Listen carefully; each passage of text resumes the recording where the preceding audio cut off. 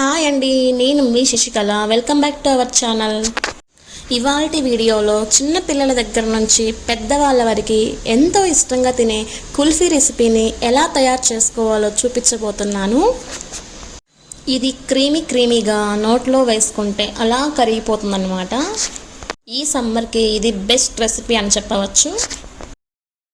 అసలు బయటికి వెళ్ళాల్సిన పనే లేకుండా ఇంట్లో ఉండే ఇంగ్రీడియంట్స్తోనే హ్యాపీగా ఈ కుల్ఫీ రెసిపీని తయారు చేసుకోవచ్చండి. చాలా టేస్టీగా ఉంటుంది.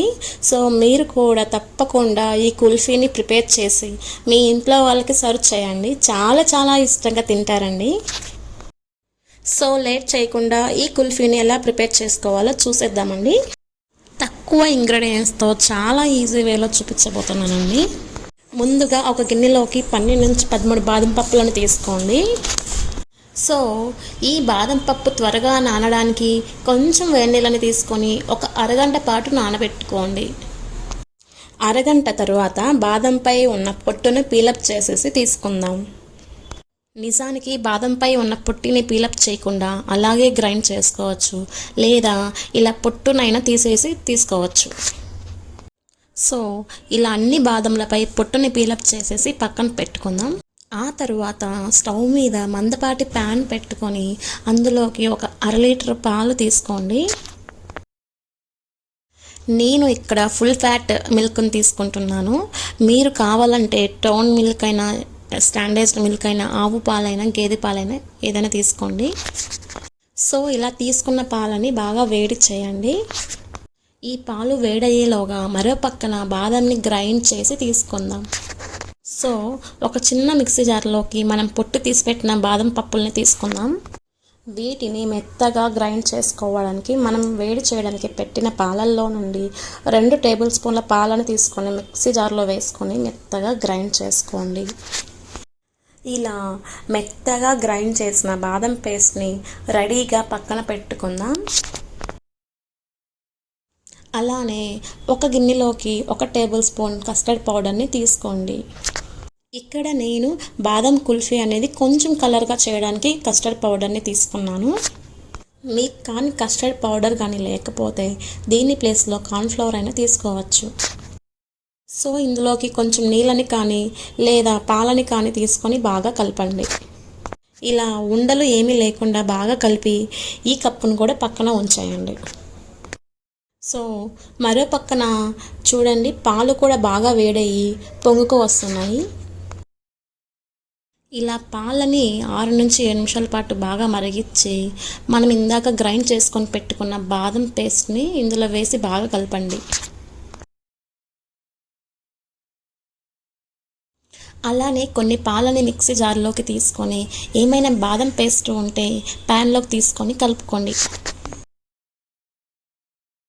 సో ఇలా గ్రైండ్ చేసుకొని వేసుకున్న బాదం పేస్ట్ని ఒకసారి బాగా కలిపాక కస్టర్డ్ పౌడర్ తీసుకున్న గిన్నెని తీసుకొని ఒకసారి బాగా కలిపాక పాలల్లో కలపండి.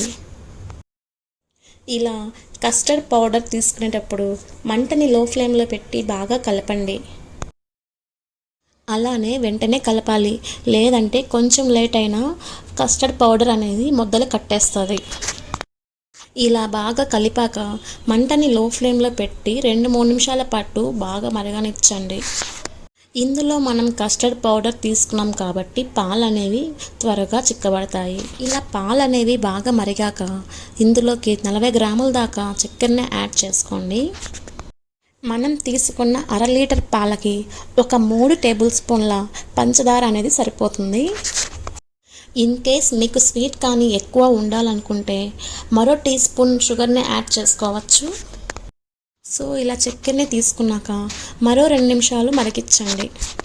మనకి పాలు అనేవి కొంచెం చిక్కబడాలండి. అలా చిక్కబడేంతవరకు పాలని మధ్యలో కలుపుతూ మరిగించండి. ఇలా పాలు అనేవి బాగా మరిగాక మనం కట్ చేసుకొని పెట్టుకున్న బాదం పప్పు ముక్కల్ని వేసుకుందాం. ఇలా వేసుకోవడం వల్ల మనం కుల్ఫీ తినేటప్పుడు కొంచెం టేస్ట్గా అనిపిస్తుంది. ఆ తర్వాత ఒక 2 నిమిషాల పాటు బాగా మరగనివ్వండి. చూడండి, పాలు అనేవి బాగా చిక్కబడ్డాయి. తరువాత స్టవ్ ఆఫ్ చేసేసి ఫైనల్గా కొంచెం బాదం ఫ్లేవర్ని యాడ్ చేయండి. దీనివల్ల కుల్ఫీ తినేటప్పుడు మంచి ఫ్లేవర్ అనేది వస్తుంది. ఫ్లేవర్ యాడ్ చేసిన తర్వాత ఈ మొత్తాన్ని ఒకసారి బాగా కలుపుకోండి. స్టవ్ ఆఫ్ చేసిన తర్వాత ఈ మొత్తాన్ని బాగా కలుపుతూ చల్లారనివ్వండి. ఇలా కలపడం వలన పైన లేయర్ ఫామ్ అవ్వకుండా పాలల్లో చక్కగా కలిసిపోతుంది.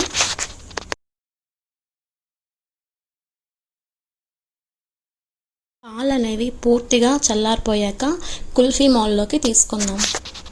ఇక్కడ నేను ఈ కుల్ఫీ మౌల్ అని తీసుకుంటున్నాను. ఇన్ కేస్ మీ దగ్గర కుల్ఫీ మౌల్ లేకపోతే ఇంట్లో ఉండే టీ గ్లాస్లో అయినా కుల్ఫీ తయారు చేసుకోవచ్చు. సో ఇక్కడ నేనైతే ఈ మౌల్స్లోకి కుల్ఫీ మిక్స్ని తీసుకుంటున్నాను. సో మనం తీసుకున్న 1/2 లీటర్ పాలకి 8 కుల్ఫీ మౌల్స్లోకి ఫిల్ అయిందండి. ఇలా కుల్ఫీ మౌల్లోకి ఫిల్ చేసిన తర్వాత పైనుండి అల్యూమినియం ఫాయిల్ కవర్ పెట్టుకోవాలి. ఈ అల్యూమినియం ఫాయిల్ కవర్ పైన చిన్నగా హోల్ చేసుకొని కుల్ఫీ స్టిక్స్ని పెట్టుకోవాలి. మీ దగ్గర కుల్ఫీ స్టిక్స్ కానీ లేకపోతే స్పూన్ని ఉల్టా పెట్టుకొని అయినా కూడా కుల్ఫీని ఫ్రీజ్ చేసుకోవచ్చు. ఇలా తయారు చేసిన బాదం కుల్ఫీలను ఫ్రీజర్లో కనీసం 7 నుంచి 8 గంటల పాటు ఫ్రీజ్ చేసుకోవాలి. నేనైతే 12 అవర్స్ తర్వాత బయట తీసానండి. పైన ఉన్న ఫాయిల్ కవర్ని తీసేసి చూడండి, కుల్ఫీ అనేది చాలా చక్కగా గడ్డగట్టింది. ఇప్పుడు వీటిని డీమౌల్డ్ చేయడానికి ట్యాప్ కింద 40 సెకండ్స్ పెట్టి డీమౌల్డ్ చేసుకుందాం. ఇప్పుడు ఈ కుల్ఫీ స్టిక్ని స్లోగా తిప్పుతూ కుల్ఫీని బయటికి తీయవచ్చు. చూడండి ఎంత బాగా వచ్చింది. అలానే మిగతా కుల్ఫీస్ కూడా డీమౌల్డ్ చేసుకొని ఒక ప్లేట్లోకి తీసుకుందాం.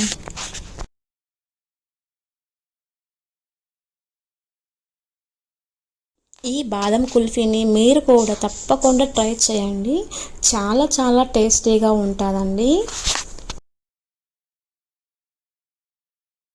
ఇక్కడ మన కుల్ఫీలో ఎలాంటి క్రీమ్ యూస్ చేయలేదు, ఎలాంటి పాల పొడి కూడా యూస్ చేయలేదు.